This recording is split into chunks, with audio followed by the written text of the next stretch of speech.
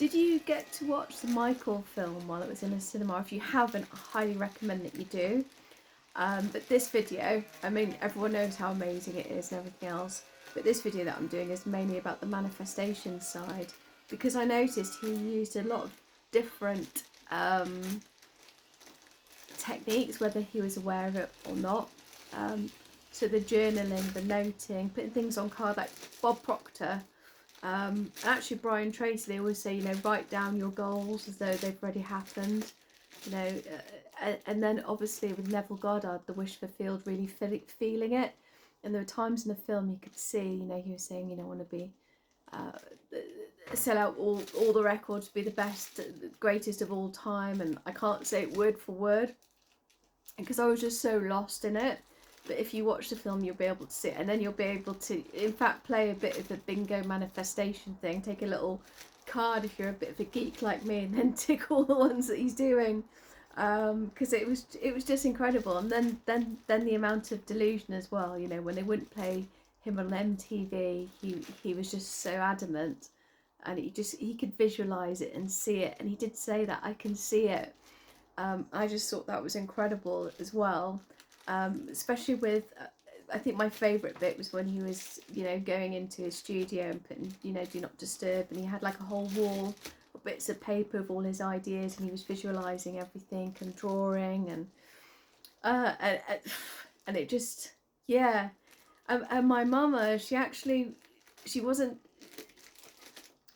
that keen to come to the cinema because of her condition and everything else. But she said at the start of the film, I've come for you, I didn't want you to go on your own. And I don't think she realised I'd watched all the Lord of the Rings films on my own. I'm a bit of a cinema geek. I'll watch something once with people, and then if no one's available, I'll go on my own. But I just really wanted to watch this immersive experience with my mum and my sister Annie, actually, because she actually got to go to the Bad tour. And I remember being very, very small, and she wanted to take me with her. But obviously there were a lot of crowd crushes back then.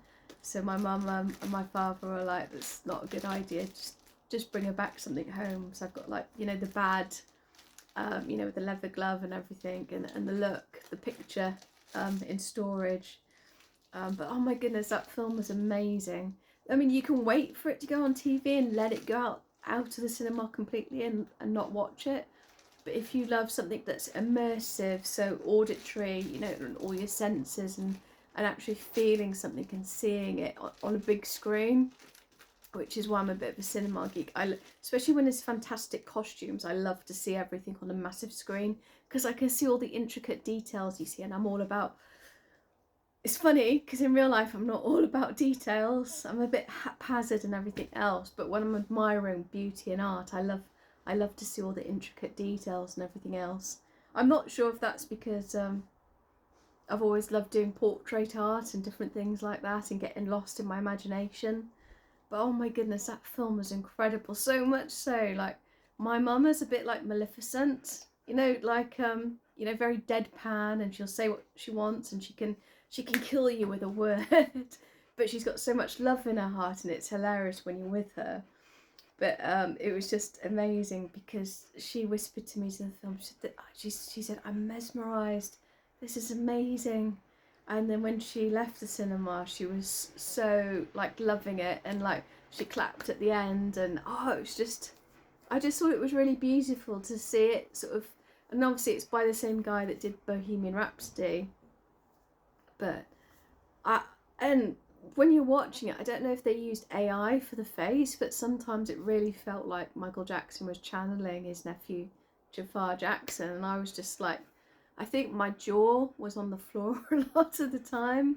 And I absolutely love the way that you know, they explained his sort of relationship with animals and vulnerable people, and you know, the sort of aspect of the loneliness when he was younger as well. And yeah, but the visualization he used and everything else, and the determination, you know, every time he was getting just as far as father would block him to the point that he had to do the victory tour. And then during the end of the victory tour, it was like, this is our farewell tour. And that's when, you know, you kind of go into the sort of near to the end of the film, and he's going on stage the bad tour.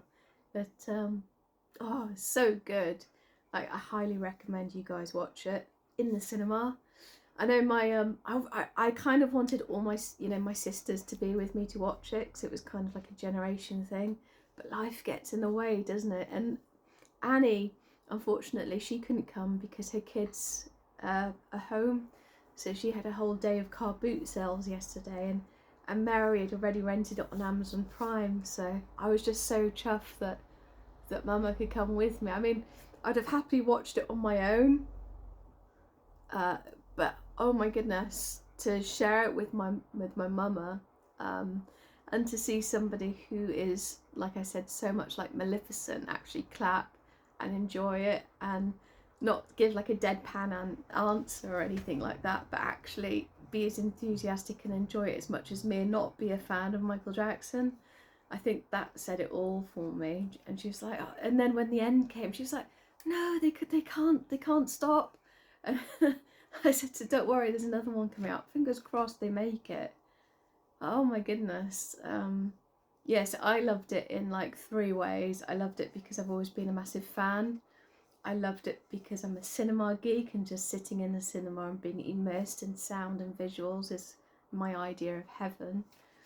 And I loved it because I was counting all the different manifestations that he was doing, you know, the journaling, the visualizing, the affirmations, the absolutely every way that he was manifesting. I was like, oh, I've been looking into that, oh, that works, yeah. So that was exciting. Maybe the 4th thing is actually making a memory and getting to watch it with my mama, which was getting a little bit tearful now, which was really nice.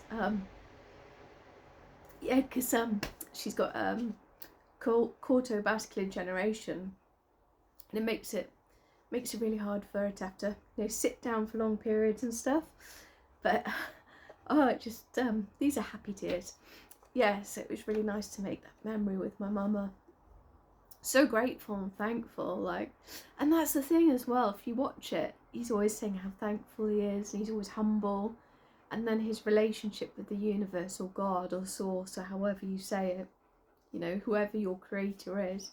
But then to also realise he was a creator, it just made me look at Michael Jackson in a whole different way. So I thought that was cleverly filmed. And if you do get a chance to watch it, definitely go and watch it in the cinema, and get yourself immersed, especially the costumes. And it was just yeah. But you see, I'm a cinema geek. I'm like, I could live in the cinema. It's one of my favourite things. But I do recommend, I'm going to waffle on this one, go and see it before it leaves the cinema, because oh my goodness, mind blown. Absolutely really well made. What a fantastic film. Really fantastic. Right, I am going to find some toilet paper and go and blow my nose. Can't believe I had a bit of a snivel there. Have a beautiful day, guys.